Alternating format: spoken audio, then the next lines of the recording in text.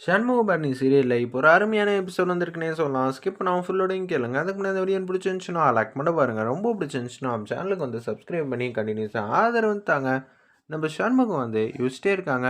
என்னம்மா அம்மாவை காணோம், எல்லாரும் நாலாபுறமும் தேடி பார்த்தீங்களா அப்படின்னு சொல்லும்போது, தேடி பார்த்தோமே, காணுமே, இப்போ என்ன பண்ண போகிறோம் தெரியலையேம்மா, திடீர்னு வந்து என்ன நடக்குது ஏது நடக்குதுன்னு தெரியாத அளவுக்கு கோச்சிக்கிட்டு இங்கேருந்து கிளம்பிட்டாலோ, என் மனசுக்கு ரொம்பவே சங்கடமா இருக்கு. உங்க அம்மா வேற ஒரு வாரத்துல ஏதோ ஒண்ணு கிடக்காம விஷயம் பண்றேன்னு சொல்லியிருந்தா. இப்ப அத வேற வந்து சமாளிக்கணுமா? என்னப்பா நம்ம பண்ண போறோம்? நமக்கு ஏன்பா இந்த முருகன் வந்து தொடர்ச்சியா கஷ்டத்து மேல கஷ்டத்த குடுத்துட்டு இருக்காங்க. என் மனசுக்கெல்லாம் தாங்கவே இல்ல.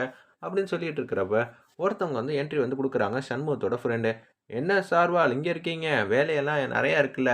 "அம்மாவ காணோம் நாங்கலாம் யோசிச்சுட்டு இருக்கோம்." "என்னய்யா வேல இருக்கு, வேல இருக்குங்கிற?" "அம்மாவ நான் இங்க கோயில்ல வந்து பார்த்தேன்." எந்த கோயில்ல? பிள்ளையார் கோயில்ல வந்து இருக்காங்க. தண்ணி ஊத்திட்டு இருக்காங்க. ஏதோ வேண்டுதல்னு நெனைக்கிறேன். அதனால தான் கோயிலுக்கு வந்து வெள்ளனமா போயிருக்காங்க போல இருக்கு. அப்பாடா! வயித்துல பால வார்த்தப்பா! அப்படின்னு சொல்லி ஒட்டுமொத்த குடும்பமும் அப்படியே போயிட்டே இருக்கிறப்ப, குருக்கள் வந்து கேட்கறாங்க சூடாமணி கிட்ட, "ஏம்மா இதுவரைக்கும் நீங்க 56 குடம் வந்து ஊத்தியிருக்கீங்க. போதுமா? நிப்பாட்டிக்கங்க." அப்படின்னு சொல்றாங்க அந்த இடத்துல. பாதியிலே நிப்பாட்னா, ஓகே தான். பிரச்சனை இல்ல. அப்புறம் ஃபுல்லா போயிட்டு தட வரக்கூடாது. அதனால தான் இங்கேயே நிப்பாட்ட சொல்றேன். என்னால முடியுங்கிற மாரி சொல்றாங்க. அப்புறம் உங்க சௌரியம். என் குடும்பம் என்ன இத்தன நாளா வந்து பிரிஞ்சுகிட்டு இருந்திருக்காங்க. அப்படி இருக்கும்போது, என்னோட கண்ணீரால வந்து பிள்ளையாருக்கு வந்து அபிஷேகம் வந்து பண்ண வேணாமா? இத்தன நாளா வந்து நான் வேதனைய எல்லாத்தையும் பட்டதெல்லாம் பிள்ளையாருக்கு நான் எப்படி புரிய வைக்கிறேன்? இன்னமும் புரிய வைக்க முடியாம தான் தவிச்சுக்கிட்டு இருக்கேன். அதனால தான் என்னோட வேண்டுதல இத்தனை வருஷம் செய்ய முடியாத எல்லாத்தையும் இன்னைக்கே செஞ்சிடணும்னு சொல்லிட்டு கீழேருந்து அப்படியே தண்ணி எடுத்துட்டு வந்து பிள்ளையார் மேலே வந்து ஊத்துற மாதிரி காட்டுறாங்க அந்த இடத்துல. வைகுண்டத்தோட என்டையர் ஃபேமிலி வந்து கோயிலுக்கு வந்து வராங்க. அப்பன்னு பார்த்து நம்ம சூடாமணியால் சரியாக வந்து நடக்க முடியல போல இருக்கு. குடத்தை கீழே வச்சுட்டு அப்படியே வந்து அசந்து தூங்க ஆரம்பிச்சிடுறாங்க. அப்படியே வந்து பார்க்குறாங்க. அச்சச்சோ! இவங்களுக்கு இப்போ தண்ணி குடிச்சே ஆகணும். என்ன பண்ணலாம்? சாமி கூட வேறு தேங்காய் வாங்கிக்கலாண்ணே. இந்த தேங்காய் உடச்சி தண்ணி எடுத்து கொடுண்ணே அப்படின்னு சொல்லும்போது தேங்காய் உடச்சி அப்படியே தண்ணி எடுத்து ஊற்றி விட்றாங்க. அவங்களும் குடிக்கிறாங்க. என்னால் என்ன பண்ண முடியும்? ஒரு வாரத்தில் அவ்வளோ பிரச்சனையை வந்து சமாளிக்கணும்னா ஏதாவது ஒன்று பண்ணியே ஆகணும்ல. அம்மா இந்த கடவுள் சாட்சியா சொல்றேம்மா. எப்படி இருந்தாலும் நான் உங்கள எல்லாரையும் காப்பாத்திருவேன் அப்படின்னு சொல்றாங்க.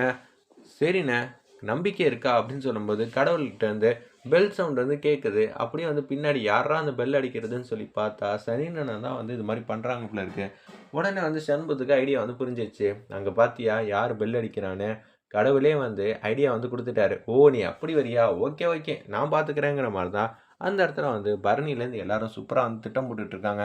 ஆனா, எல்லா திட்டமும் வந்து நம்ம சண்முகத்தோடது தான். ஆனா, பரணி வந்து ஏதோ ஒண்ணு பண்றாங்கன்னு தெரியுது. ஆனா, என்ன பண்றாங்கன்னு நம்ம பரணிக்கு இன்னும் தெரியவே இல்ல. சண்முகம் தங்கச்சி எல்லாம் பரணி கிட்ட வந்து கேட்டுட்டே இருக்காங்க. "அண்ணன் உனக்கு தெரியாம திட்டம் எதுவும் சொல்லாது. என்ன திட்டம்னு எங்கள்ட்ட சொல்லியே ஆகணுங்கிற மாரி." அந்த இடத்துல கேட்டுக்கிட்டே இருக்கிறப்ப, "எனக்கு தெரிலம்மா. ஏதோ ஒண்ணு சொல்லிக்கிட்டு இருந்தான். சனியன் பேரன வச்சு தான் நம்ம வந்து கேம் விளையாட போறோன்னு." "அப்படியா? அது என்னன்னு தெரியலையா?" அப்படின்னு சொல்லி கேட்கும்போது, தெரியலங்கிற மாரி தான் யோசிக்கும்போது, சண்முகம் வந்துடுறாங்க. 4 ஃபோன் வந்து வாங்கிட்டு வராங்க அந்த இடத்துல. பரணிக்கு 1, ரத்னாக்கு 1, வீரலட்சுமிக்கு, அப்புறம் செல்லக்கனிக்கு. "ஏய் எனக்கும் ஃபோன் வந்துருச்சு. ஜாலி ஜாலிங்கிற" மாரி சந்தோஷமா வந்து பேசிட்டு இருக்காங்க அந்த இடத்துல. இதுதான் நம்பளோட மூலதனம். இத வச்சு தான் நம்ப அம்மாவ வந்து காப்பாத்த போறோம். என்ன சொல்றீங்க? ஆமா.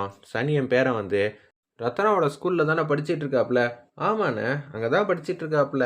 நான் என்ன பண்ணணும்? நீ எப்படியாவது செல்லக்கனிக்கிட்ட சனி என் பேரன் வந்து அப்படியே வந்து ஸ்கூலை விட்டு வெளியில் வந்து வரணும் சரியா? அதை நீங்கள் பார்த்துக்கங்க. சரிண்ணே நான் பார்த்துக்கிறேண்ணே அந்த விஷயத்த அப்படின்னு நம்ம ரத்தனம் வந்து சொல்கிறாங்க. நீ வந்து பத்திரமா அவனை எங்கே கூட்டிகிட்டு வரேன்னா ஐஸ்கிரீம் கடைக்கு கூட்டிகிட்டு வா. அங்கே 2 சாமியார் கெட்டப் வந்து போட்டுட்டு இருப்பாங்க. மெயின் சாமியார் யாருன்னா நம்ம வெட்டுக்கிளி. அசிஸ்டன்ட் சாமியார் வந்து என்னோட ஃப்ரெண்டு அப்படின்னு சொல்லும்போது சரிண்ணே சூப்பராக வந்து செஞ்சுட்டா போச்சுங்கிற மாதிரி எல்லாரும் வந்து சொல்லிகிட்டு இருக்காங்க. வீரலட்சுமியா இருக்கிறேன்னா என்ன பண்ணணும்? நீ தான் சொல்லிட்டல்ல வீரலட்சுமின்னு. அப்படி இருக்கும்போது உன் கையில் இருக்கிற செல்ஃபோன் மூலியமா சாமியார் வந்து ஐஸ்கிரீம் வந்து கொடுப்பாங்க குழந்தைக்கு. அது சாப்பிட்றத வந்து வீடியோ வந்து எடுத்துரு, இல்லை ஃபோட்டோ எடுத்துரு. இதை எடுத்துகிட்டு வந்து நீ ஸ்கூலில் இருக்கிற நம்ம சனியன் கிட்ட வந்து காட்டு. சரிண்ணே சூப்பராக காட்டிட்டா போச்சு அப்படின்னு சொல்லிட்டு இருக்காங்க அந்த இடத்துல. அதே மாதிரி சனியன் பேரன் வந்து அப்படியே வந்துக்கிட்டே இருக்கிறப்ப ஒரு பக்கம் வந்து செல்லக்கனியை வந்து கூட்டிகிட்டு வராங்க. நீங்கள் 2 பேரும் ஏன் போகிறீங்கன்னு ரத்னா எதுவுமே தெரியாமல் கேட்குறாங்க அந்த இடத்துல. அக்கா வந்து ஐஸ்கிரீம் வாங்கி தரேனாங்க. அதனால தான் நான் போகிறேங்கிற மாதிரி பேசும்போது வாசலில் வந்து சனி அண்ணா வந்து நின்றுக்கிட்டே இருக்காங்க. பேரனை வந்து கூட்டிகிட்டு போகணுன்னு. இப்போ நம்ம ஏதாவது வந்து அவரை டைவர்ட் பண்ணி அவனுமே என்ன பண்ணலாங்கிற மாதிரி யோசிச்சுட்டு இருக்கிறப்ப அப்படியே குடுக்குன்னு வராங்க. என்னண்ணே இங்கே நிற்கிறீங்க, பேரனை கூட்டிகிட்டு போகலான்னு வந்திருக்கேன். அவனுக்கு ஒன்றும் தெரியாது, அதனால தான் கூட்டிகிட்டு போய் டெய்லியும் விடுறதும் நான் தான், கூட்டிகிட்டு போகிறதும் நான் தான். அவன் சரியாக படிக்க மாட்டேங்கிறான், கவனமே வந்து செலுத்த மாட்டேங்கிறான். நீங்களா பார்த்து ஏதாவது செய்யுங்க, எனக்கு என்னம்மா பாடம் பற்றியெல்லாம் தெரியும் அப்படின்னு சொல்லி அவங்கள்ட்ட வந்து பேசி டைவர்ட் பண்ணுறப்ப நம்ம செல்லக்கனி வந்து அப்படியே வந்து சனியன் பேரனை வந்து அப்படியே கூட்டிகிட்டு வந்து வெளியில் வந்து போகிறாங்க. இல்லைங்க நாங்கள் பார்த்துக்குறோம், இருந்தாலும் நீங்கள் வீட்டில் இருக்கும்போது டியூஷனுக்கு போகணும், இன்றைக்கி என்ன பாடம் இருக்குது, ஹோம்ஒர்க் இருக்குது, இதெல்லாம் செஞ்சியான்னு சொல்லி நீங்களும் கேட்டால் தானே அவன் எங்களுக்கு வந்து கட்டுப்படுற மாதிரி உங்களுக்கும் கட்டுப்பட்டா ரொம்ப நல்லா இருக்கும்ல, படிப்பும் நல்லா வரும்ல அப்படின்னு சொல்லி டைவர்ட் பண்ணிட்டு அப்படியே வெளில வந்துடுறாங்க.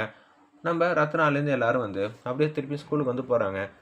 ரத்னா வந்து சொல்கிறாங்க அந்த இடத்துல நம்ம சண்முகத்துக்கிட்ட, சண்முகம் வந்து அந்த சாமியார் மாதிரி வேஷம் போடுறாங்கல்ல, நம்ம வெட்டுக்கிளியும் அவங்களோட நண்பனும் அப்படியே அவங்க 2 பேர் இருக்காங்க. மங்களம் உண்டாகட்டும்னு சொல்லி வெட்டுக்கிளி வந்து நம்ம சண்முகம் மேலே வந்து தண்ணி தெளிச்சோன்னா செம காமெடியாக இருந்துச்சு. டேய் இது எல்லாம் அங்கே வச்சுக்கணும், என்கிட்டயே வந்து வச்சுக்கூடாது சரியா? அண்ணா இங்கேருந்தே வந்து ரியலாக வந்து சொல்லணும், நான் சொன்னால் எல்லாமே நடக்கும். ஏதோ ஒரிஜினல் சாமியார் அப்படியே வரம் கொடுக்குறாரா வரம், ஓடி போறியா இல்லையா அப்படின்னு சொல்லி செம காமெடியாக வந்து பேசுகிறாங்க நம்ம சண்முகம். ஐஸ்கிரீம் ஷாப்பில் வந்து வெட்டுக்கிளியும் அவங்களோட நண்பனும் வந்து உட்காந்துக்கிட்டு அப்படியே ஐஸ்கிரீம் ஆர்டர் பண்ணி வச்சுருக்காங்க. ஆனால் சாப்பிடல. செல்லக்கனி கரெக்டாக அந்த கடைக்கு வந்தோடனே இங்கே தானே இருக்காங்களா இல்லையான்னு பார்த்துட்டு வந்துடுவோன்னு சொல்லிட்டு ஃபஸ்ட்டு கண்ணாடியை திறந்து அவங்க வந்து போகிறாங்க. அங்கே தான் இருக்காங்கன்னு தெரிஞ்சோன்னே வந்து அப்படியே குடுன்னு வந்து நம்ம சனியன் பேரனை வந்து கூட்டிகிட்டு வந்து உள்ளே போகிறாங்க. சாமியார்கிட்ட கேளுப்பா, உனக்கு தேவையானது எல்லாம் வந்து வாங்கி தருவாங்க, எத்தனை வேணான்னு கேளு அப்படின்னு சொல்லும்போது நைஸாக வெளில வந்தோன்னே செல்லக்கனியை வந்து அப்படி வெளில வந்துடுறாங்க. ஒரு பக்கம் நம்ம வீரலட்சுமி வந்து ஃபோட்டோ வந்து எடுக்கிறாங்க. அந்த சாமியார் வந்து ஐஸ்கிரீம் வந்து ஊட்டி விடுற மாதிரி தெரியுது. இது எல்லாத்தையும் ஃபோட்டோ ஆதாரத்தெல்லாம் எடுத்துட்டேன்னு சொல்லி நம்ம சண்முகத்துக்கு வந்து ஃபோன் அடித்து சொன்னோன்னே, நீ செல்லக்கனியை வந்து பிக்கப் பண்ணிட்டு திருப்பி ஸ்கூலுக்கு வா, ரத்னா வந்து எல்லாத்தையும் பார்த்துப்பான்னு சொன்னோன்னே வீரலட்சுமி அப்படியே ஃபோட்டோ எடுத்துகிட்டு அப்படியே குடுன்னு வந்து திருப்பி வந்து ஸ்கூலுக்கு வந்து வராங்க.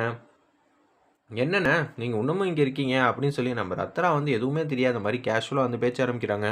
இல்லைம்மா இன்னமும் என் பேரன் வரல, அதனால தான் ஸ்பெஷல் கிளாஸ் எதுவும் இருக்குமாக்கும்னு நினச்சேன் அப்படின்னு சொல்லும்போது, ஸ்பெஷல் கிளாஸா அப்படியெல்லாம் ஒன்றும் இல்லையே, நான் எல்லா கதவையும் வந்து பூட்டிட்டு அப்படியே வீட்டுக்கு போகலான் இருக்கேன், இப்போ என்னென்ன ஸ்பெஷல் கிளாஸ் இருக்க போகுது, அதெல்லாம் ஒன்றும் இல்லைன்னொன்னே, அண்ணா உங்களுக்கு விவரமே தெரியாதா, உங்கள் பேரனை நான் இந்த இடத்துல பார்த்தேன், ஏதோ ஒரு சாமியார் வந்து சாப்பாடு வந்து ஊட்டி விட்டுட்டு இருந்தாங்க, அச்சோ அப்போனா பிரச்சனையாயிட போதுமா அப்படின்னு சொல்லும்போது, இது மாதிரி ஏதாவது இருக்குன்னு தெரிஞ்சு தான் ஃபோட்டோ எடுத்துகிட்டு வந்தேன் பாருங்கண்ணே அப்படின்னு சொல்லும்போது, இவரை நான் நம்ம ஊரில் பார்த்ததே இல்லையே, அப்போனா வேற யாரோ ஒருத்தரோ அப்படின்னு சொல்லி நம்ம வீரலட்சுமி வந்து இக்கு வச்சு பேசணுன்னா, அச்சோ எனக்கு ரொம்ப பயமாக இருக்குங்கிற மாதிரி அந்த இடத்துல வந்து நம்ம சனி அண்ணனை வந்து லைட்டாக வந்து பயப்படுற மாதிரி காட்டுறாங்க. சனி அண்ணனோட பேரனை வந்து அப்படியே கூட்டிகிட்டு போயிட்டு இவங்க என்ன சொல்கிறாங்களோ அதெல்லாம் செய்ய வைக்கணும்னா, இவங்க கண்டிப்பாக பாச வலையில் இருக்கும்போது தான் சனி அண்ணன் வந்து சண்முகம் டீமுக்கு வந்து வருவாங்க. எப்போதும் சவுந்தரபாண்டி திட்டத்தெல்லாம் தவிடுபடி ஆக்கணும்னா